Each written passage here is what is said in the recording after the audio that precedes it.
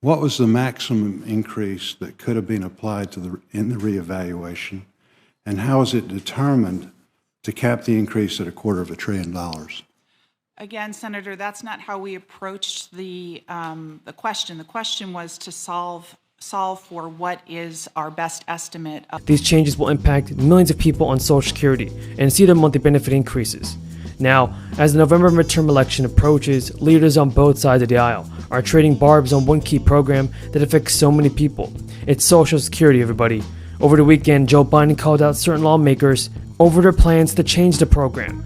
President Biden actually tweeted out, Senator Scott wants to require Congress to vote on the future of Social Security every 5 years. And Senator Johnson wants Social Security and Medicare on the chopping block every year. Senator Scott said if Congress isn't forced to fix it, Social Security will go broke in 2035. Meanwhile, Rick Scott said he has plans to make sure that doesn't happen. Now, Social Security can pay full benefits for 13 years, at which point 80% of the benefits will be payable. According to the latest projections from the program's trustees, more than 65 million Americans rely on monthly Social Security checks, including retirees, spouses, widows, and widowers. But just how much sway the program will have with voters in November amid economic worries such as high inflation and a potential recession remains to be seen. A recent survey shows that securing Social Security ranked 5th among the public's top public priorities, behind strengthening the economy, reducing healthcare costs, dealing with the crisis, and improving education. Nevertheless, Democrats and advocates for the program are racing to get their message out. John Bowman, president of the Social Security Works Political Action Committee, said he expects to be traveling from coast to coast to more than 40 candidate events to help make sure those who promise to protect and expand Social Security get elected. Bowman, who has been campaigning for the program since 2004, calls Social Security a front-burner issue for the election. That goes particularly as Rick Scott and Rick Johnson's proposal would force more frequent evaluations of the status of the program, which advocates fear would lead either to benefit cuts or privatizing the program. This program, everybody, gets the bulk of its revenue from Social Security taxes and payroll taxes. In the coming years, the revenue stream will shrink as baby boomers exit the labor forces in droves. Those retiring workers will be replaced by incoming workers, but the Social Security trustees are still projecting a shortfall. And although the program can tap into its trust funds to make sure the revenue gap, once those funds are depleted, benefit cuts become an option. In fact, many people were expecting that the depletion date be sooner in light of the mass unemployment crisis that occurred. Now, a solution to lift the wage cap is to lift the wage cap for Social Security tax purposes. Right now, earnings beyond $147,000 are not taxed to help fund the program. That's another option that might help people truly solve the problem. People who face long waits for the service at the Social Security Administration offices have also had to contend with one more complication. It's the summer heat, and that prompted leaders of the House Ways and Means Committee to send a letter to the Social Security Administration asking the agency to take action to address the safety needs of people who are seeking in-person help. Now, the letter also went on to detail uncomfortable situations with people who are seeking help that have been put in, citing media reports, waiting in an office for more than 6 hours. Good morning, everyone. What a quintessential, spectacular New York day. Are we feeling the love? This is spectacular.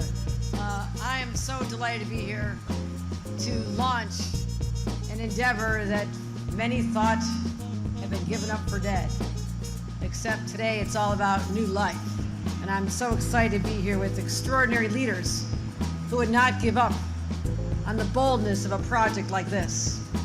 I want to thank Rick Cotton. I'll be introducing him in a minute, but he is the genius and the person behind so many of the transformative projects that are legacy making, that years from now he will say, how did people come out of the pandemic? Now, in California, Nevada, and Utah, they are experiencing record-breaking heat waves.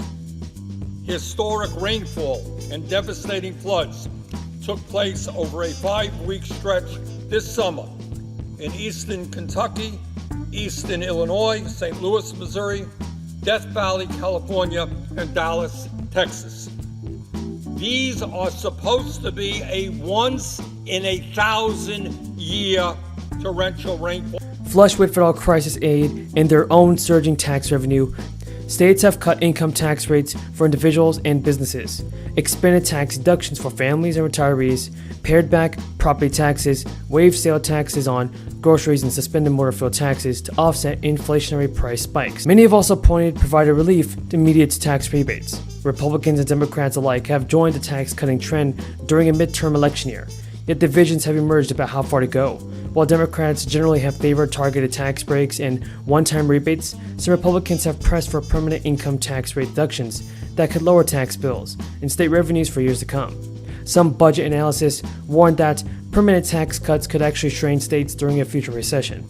The U.S. economy has shrunk for 2 straight quarters this year, meeting one informal sign of a recession.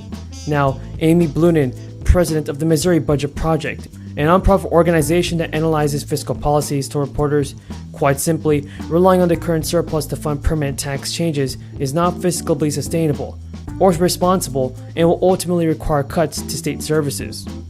For some states, everybody, the current surpluses are unlike anything they have previously seen. The 2022 fiscal year, which ended June 30th, for most states, marked the second straight year of large growth in tax collections after economic shutdowns in the early days of the crisis. Now, millions of federal student loan borrowers will also soon see up to $20,000 of their debt wiped away, thanks to a new plan announced by the president last week.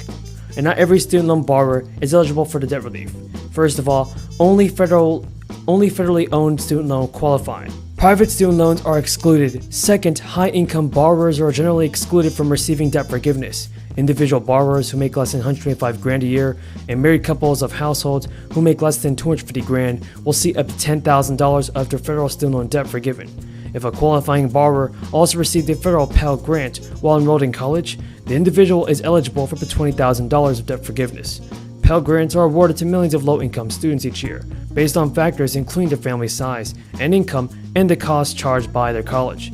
The Department of Education says it already has income information for nearly 8 million borrowers. Those borrowers automatically receive the debt relief if they meet the income requirement. Other borrowers need to apply for the student loan forgiveness, and the Department of Education doesn't have their income information on file. Now, it is also important to remember that borrowers will not have to pay federal income tax on the student loan debt forgiven, thanks to provision that at this point was never going to be implemented anyway. But even using their rosiest assumptions, the deficit reduction they would have achieved with the Inflation Reduction Act was wiped out completely 8 days after the bill was signed by the president's costly, reckless student loan giveaway. Mr. President, Democrats have clearly been seeing the polling on Americans' opinion of the economy and their lack of faith in President Biden and Democrats to deal with the economic challenges that we're facing.